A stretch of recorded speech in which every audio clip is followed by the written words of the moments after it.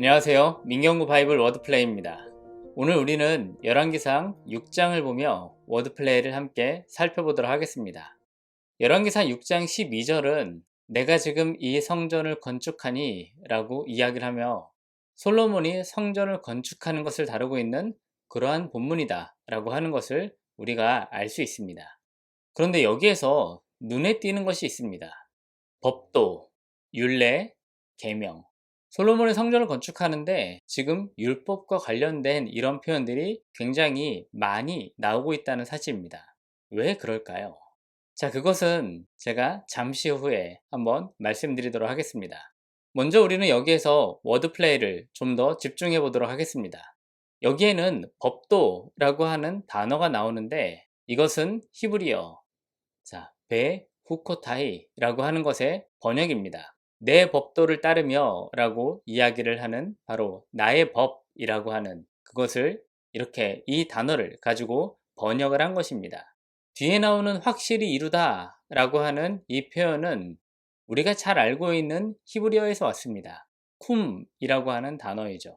자, 거기에서 하키모티라고 하는, 자, 이것의 번역이다 라고 하는 것입니다. 얼핏 보기에는 워드플레이가 아닌 것처럼 보이는데요. 자, 제가 이것을 이렇게 위아래로 한번 놓고 보도록 하겠습니다.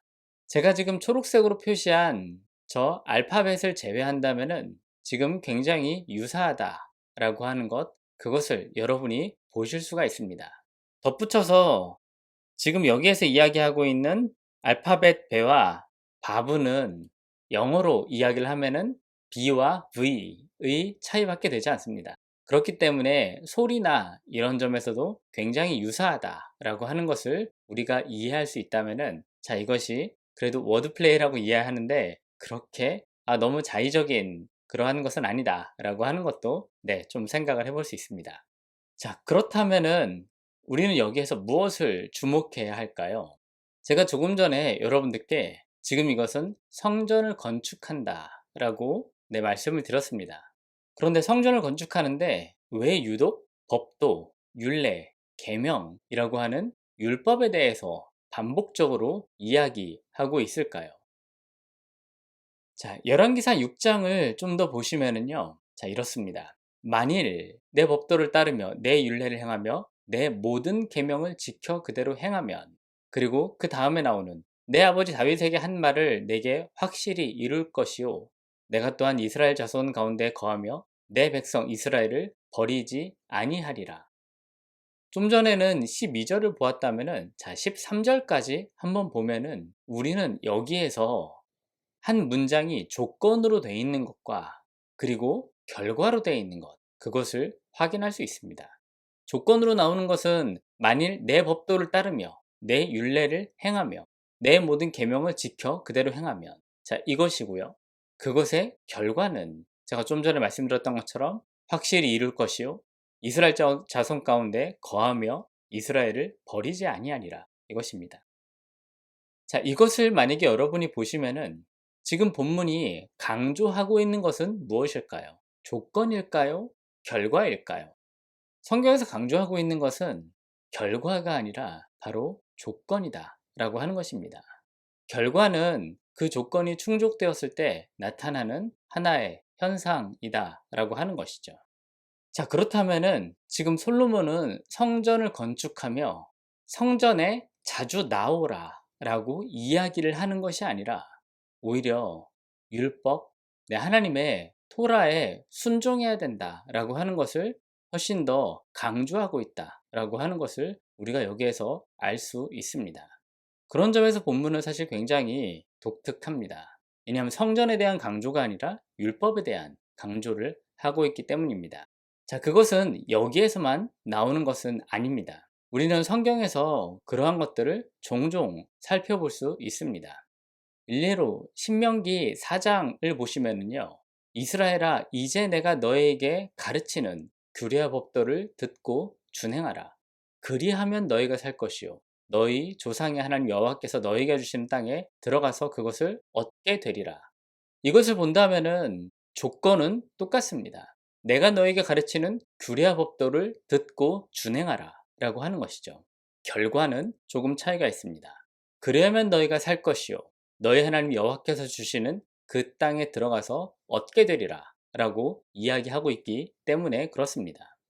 자, 이를 통해서 성경이 또한 여기에서 이야기를 하고 있는 것은 토라 순종과 땅, 그리고 토라 순종과 생명의 관계를 여기에서 이야기하고 있는 것입니다.